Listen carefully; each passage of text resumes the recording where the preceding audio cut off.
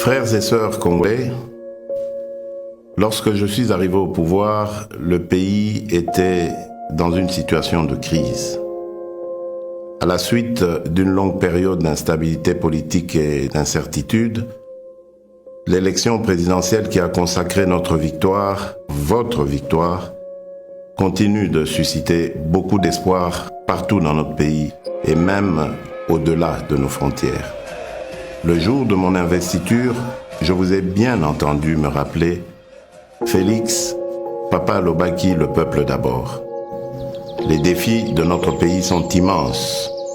Les problèmes sont multiples, mais il n'est pas impossible d'y remédier et de commencer ainsi à changer les choses, à changer notre mode de vie en société.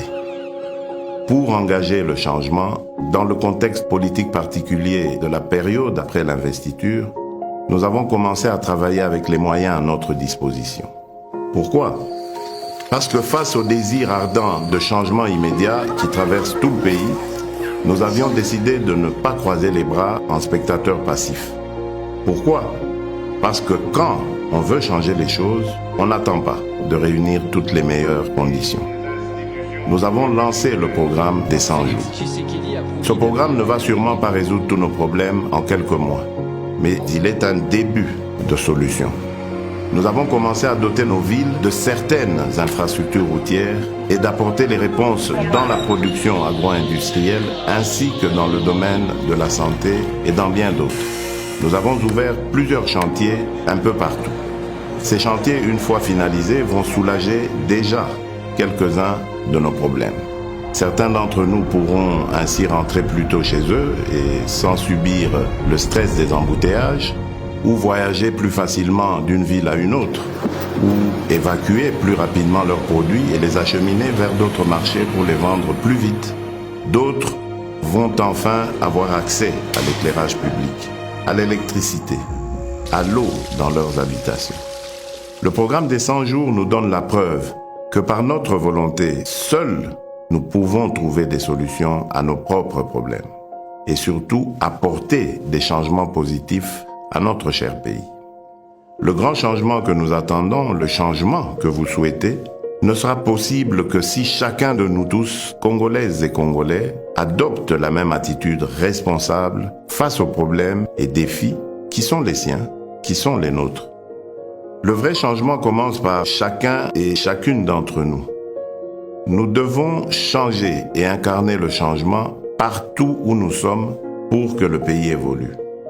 Aussi petit soit l'impact de l'action que vous pouvez prendre là où vous êtes, elle reste importante pour atteindre l'objectif, le changement.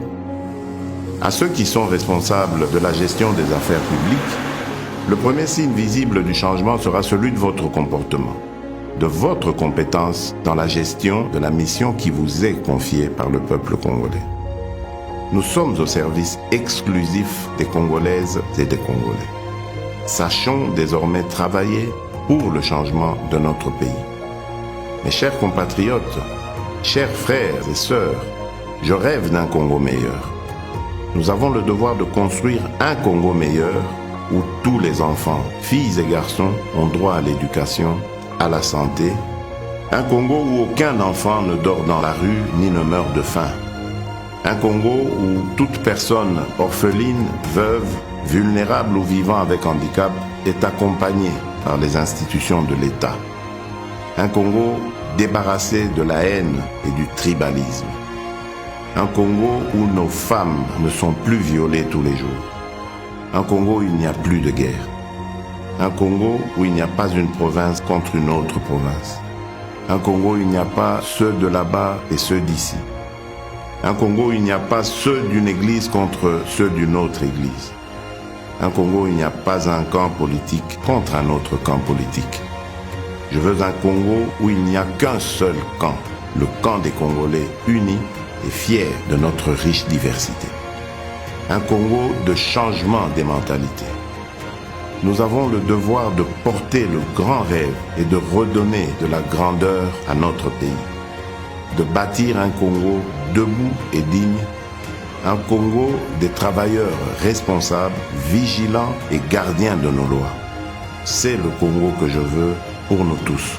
C'est ce Congo-là, notre Congo, pour lequel vous m'avez donné le mandat. Ce Congo est possible si nous acceptons de changer dès à présent. Oui, ce Congo est possible. Que Dieu bénisse la République démocratique du Congo.